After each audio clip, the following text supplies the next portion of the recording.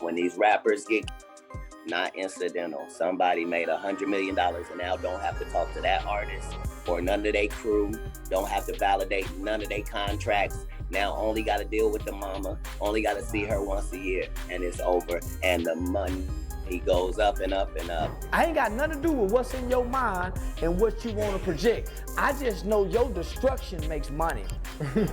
You came to provide y'all destruction, and it's gonna benefit me and my family. Why would I turn you down? Do you turn down the pregnant drug addict who's trying to buy crack from you, brother? I'm gonna say some anti-Semitic shit. I'm a nigga.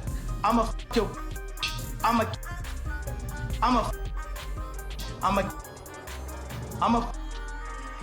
your. That's the real anti-Semitic shit that the Jewish people get paid off. Most dangerous thing that's facing our society. So why sign an artist that would promote that? Because I already answered that question. You weren't paying attention. While the debate rages over who delivered the most disrespectful diss track between Julio and Yungeen Ace, Katt Williams and Charleston White has stepped in with a stark reality check.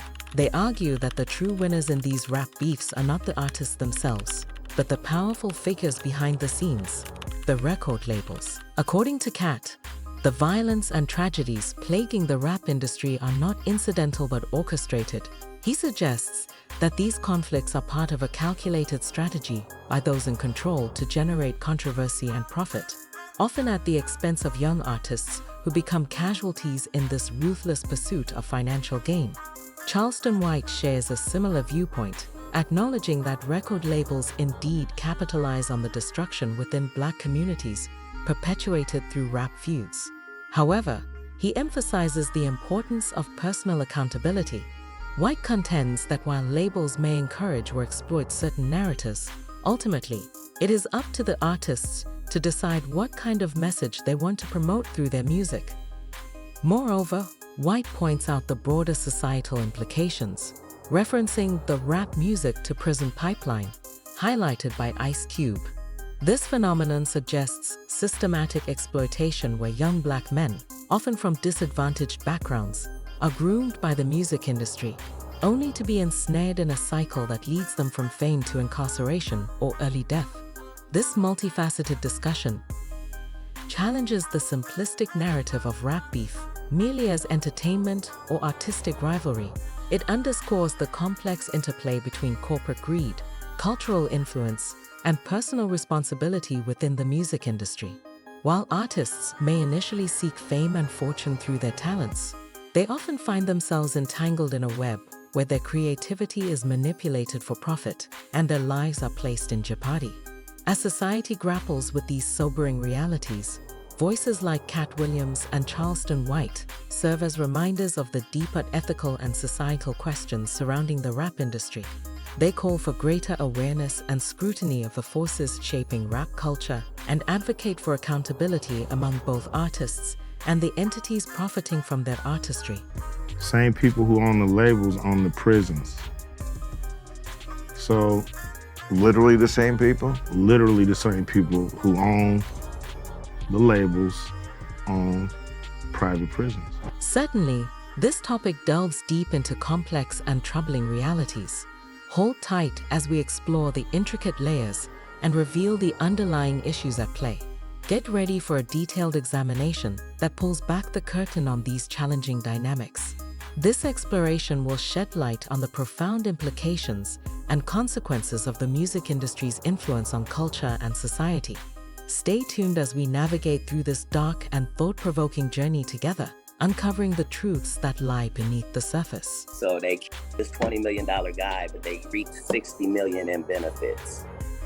Wow. And they had some people from your city do it. Wow.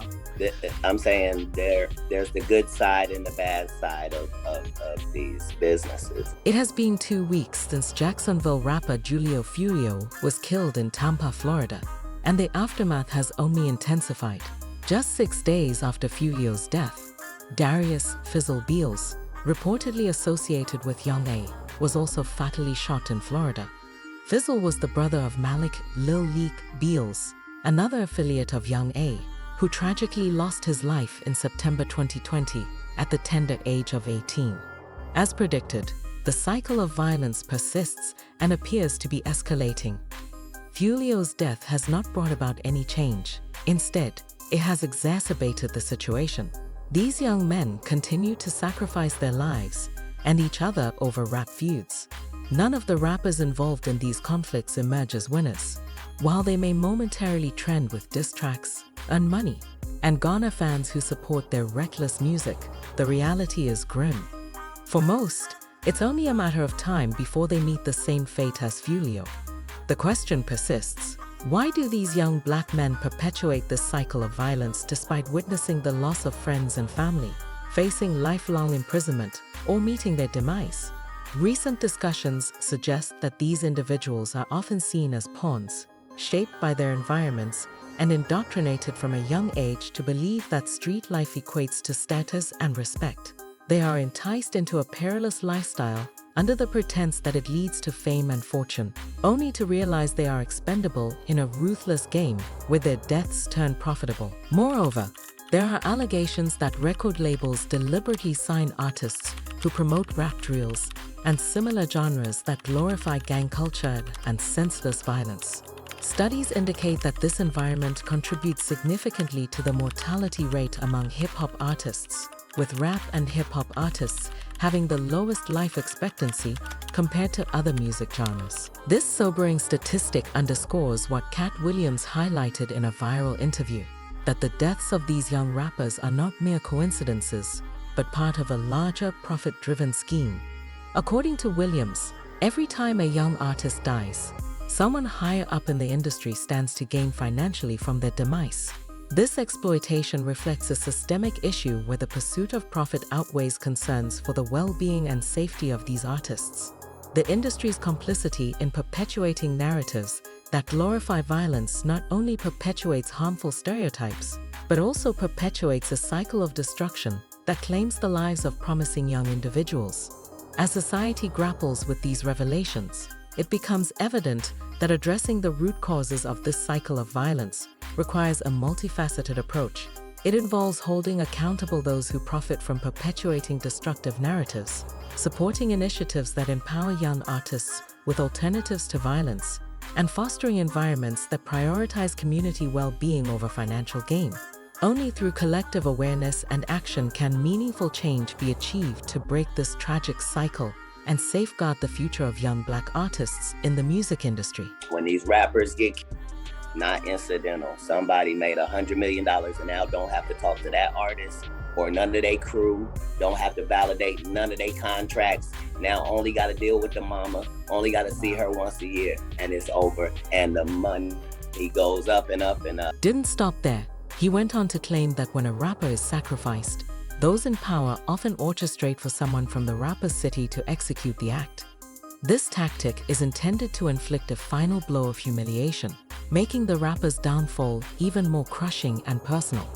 By ensuring the perpetrator is familiar to the community, this sinister move amplifies the drama and chaos, deepening the wounds within the affected neighborhoods. It serves as a stark reminder of the ruthless nature of the industry and its disregard for the lives it exploits for profit and spectacle. So they $20 million guy, but they reap $60 million in benefits. Wow. And they had some people from your city do it. Wow.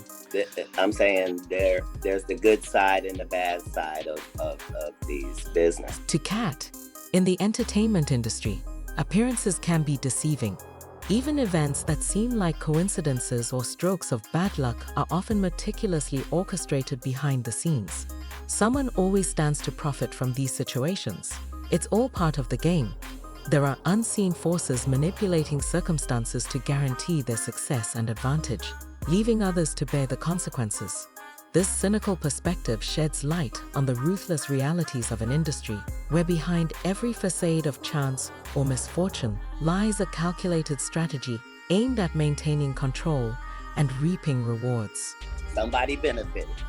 Yeah. So in all of these situations, there's a business involved and there's real money involved, and somebody's benefiting from this thing that looks like, oh, that just happened. Nah. No way. Now, some are quick to dismiss all of this as a conspiracy theory, but Katt Williams is not the first to allege that record labels carefully manipulate types of music get promoted. Let's take a journey back to 2012, when Corrections Corporation of America, CCA, one of the major players in the private prison industry in the US, made a significant move. They reached out to 48 states with a proposal to buy their prisons, but there was a condition. In exchange for a 20-year contract, the states had to ensure a minimum 90% occupancy rate in these prisons. How could state governments guarantee such high prison occupancy for 2 decades? What methods would they use to keep these facilities full? Brace yourself for another bombshell. Just 2 months after CCA's proposal, an anonymous email reportedly circulated among individuals in the music and PR sectors. This email described a secret meeting where it was allegedly decided that hip-hop and rap music would be manipulated to increase profits for privatized prisons. The email claimed to be from a former industry insider who attended a pivotal meeting in 1991. This gathering, according to the email, marked a significant turning point in popular music and American society. The author detailed the proceedings of the meeting, where industry figures were informed of substantial investments by major record label owners into privately owned prisons. These investments meant that maintaining high prison occupancy became financially advantageous for the labels. Initially bewildered, the email's author described how the speaker at the meeting explained that their roles in the music industry would directly impact the profitability of these prison investments. The plan? Market music that promotes criminal behavior, with rap music singled out as the genre of choice. The rationale provided was that promoting such music would ensure a steady stream of inmates, thereby maximizing profits from the prisons. What's even more astonishing is the email's continuation, where it outlined how attendees were reminded of the confidentiality agreement they had signed. They were warned of severe consequences if they disclosed any details of the meeting publicly or even to others who were present. The message emphasized that this initiative was larger than just the music industry. It was a strategy with far-reaching implications, and anyone challenging it would face repercussions. This revelation paints a stark picture of how intertwined the music industry and private prison business have become, shaping cultural narratives and societal norms. It suggests a cynical exploitation of artistic expression for financial gain, highlighting the lengths to which powerful entities will go to protect their interests, even at the expense of societal well-being. Industry, it's easy to see why conspiracy theories abound, but the core message remains thought-provoking and merits closer examination. According to the email's author, a few months passed following the 1991 meeting, he noticed a distinct shift in popular rap music. He observed that rap acts discussing politics or light-hearted topics were fading away, while gangster rap was swiftly rising to dominate the airwaves. It was as if the order had been given to all major label executives. The email author wrote, describing how quickly the ideas presented at the meeting seemed to take hold. Gangster rap, characterized by themes of violence and drug use, became the new norm in mainstream rap music. Record labels eagerly capitalized on this trend, producing their gangster rap acts in rapid succession. The author noted that this shift wasn't just driven by label executives, but was also enthusiastically embraced by consumers, who propelled these violent and gritty narratives to the top of the charts. The impact of this cultural shift was profound for the author. He recounted how disillusioned he became with the music industry, eventually deciding to leave it behind altogether. Seeking solace from the chaotic world he had witnessed, he relocated to Europe to live a quieter life. However, the meeting had a lasting effect on him beyond his career change. It spurred him to delve deeper into understanding how the US prison industrial complex operated. Through his research, the author came to recognize the role of rap music in perpetuating racial stereotypes and glorifying criminal behavior. He argued that the criminalization of rap music not only shaped societal perceptions, but also influenced impressionable young audiences to emulate these behaviors, often leading to real-life consequences such as incarceration. When the explosive email first surfaced in 2012, major publications, including Business Insider, reported on its contents. However, the mainstream media quickly moved to discredit it, labeling it as fraudulent. Despite these efforts, the theory continued to circulate among critics of the music industry. Today, amidst ongoing discussions about the influence of powerful figures in the entertainment industry, allegations linking governmental agencies like the CIA and FBI to music industry manipulation persist. While some dismiss these claims as conspiracy theories, the underlying questions about the ethics and influence of the music industry's power players remain relevant. The narrative raises broader concerns about who controls cultural narratives, how artistic expression is shaped by financial interests, and the societal implications of media portrayals. It challenges us to critically examine the intersection of art, commerce, and power in shaping our cultural landscape. When you start digging into allegations of the CIA, the FBI, the Mossad having tentacles in the music industry, you wind up at total rumors like this. Former CIA agent admits agency created gangster rap to fill private prisons by glamorizing criminality. Claims like famous hip-hop lyrics of the legendary hip-hop outfit NWA were even scripted by a team of psychologists and war propagandists inside the CIA, according to this former agent. Obviously, these are just totally rumors and conspiracy theories, no truth to this whatsoever. But it leads you to people like Leo Cohen, who might be the most influential person in the last 100 years of music, because he ran Def Jam and made Jay-Z who he is, including Redman, Method Man, DMX, Ja Rule, Ludacris. But it doesn't stop with rap music. We got Bon Jovi, Mariah Carey, Shania Twain, Elvis Costello, Ashanti, Nickelback, Slipknot, Sum 41, The Killers, Slayer. But then we've also got his protege, Julie Greenwald, that got elevated through this merger that he brokered and managed the Black Keys, Bruno Mars, Death Cab for Cutie, Jason Mraz, Kid Rock, Lupe Fiasco, Wiz Khalifa. That would be this Julie Greenwald. And then we've got Lucien Grange, the CEO of Universal Music Group. He's the one that is directly implicated and named in this lawsuit. And so what you wind up with is a rap industry, a music industry that is full of people that are creating the types of music that the people above them, that the people that hire them, that the people that manage them want them to make. They're all terrified of stepping on the wrong toes or getting out of line or doing what they're not supposed to for one blackmail reason or the other. And we wind up with an entire industry full of musicians that are glorifying gangs and violence and I mean, think about it. There's no better way to undermine an entire population, an entire race, an entire culture than to target their kids with subversive messages that they're going to think is cool, and the parents can't say about it because then the kids will just think it's. Let's revisit Charleston White's perspective, which diverges slightly from Katt Williams. According to him, while record labels certainly benefit from promoting music that perpetuates ignorance and violence in Black communities, he emphasizes that ultimately, it's the individual artists who have the choice to sign contracts with these labels or not.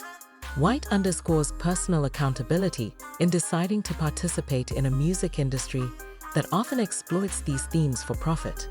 He suggests that artists should consider the consequences of their lyrical content and its impact on their communities before signing deals that may perpetuate harmful stereotypes. Now listen, when you show up to my record label with your music, I ain't behind what you wrote. The white man is for sure. You wrote them before you got here. And you just gave $1 million for it. But you wrote it. But listen, listen, brother, I'm a businessman. Right. I ain't got nothing to do with what you wrote.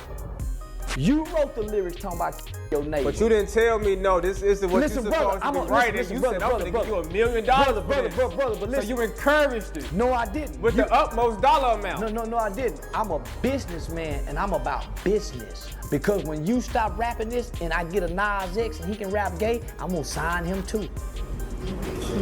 You showed up with these gay killer lyrics, brother. I ain't got nothing to do with what's in your mind and what you want to project. I just know your destruction makes money. You came to provide y'all destruction, and it's gonna benefit me and my family. Why would I turn you down? Do you turn down the pregnant who's trying to buy crack from you, brother? What about the girl who may look underage and selling? Do you turn her down? What about your homeboy's woman who's in a compromised state and you can fuck her and she comes to you? Do you turn her down? So you want me to turn you down, and I can make trillions off your ignorance. The schools don't turn you away when your mother comes sign you up and register you. So why do you want me to turn you away? You want to be famous. You want to be a rapper. And the only way you can do this if you come to me. You're not bringing me nothing positive that I can promote to Disney. I can make you richer than you can ever be if you wrote me some Disney lyrics. Hey, if you just want to be like Nick Cannon, I can make you a star forever. But you want to be a star just for a small time, so you write gangster lyrics because you don't want to live long.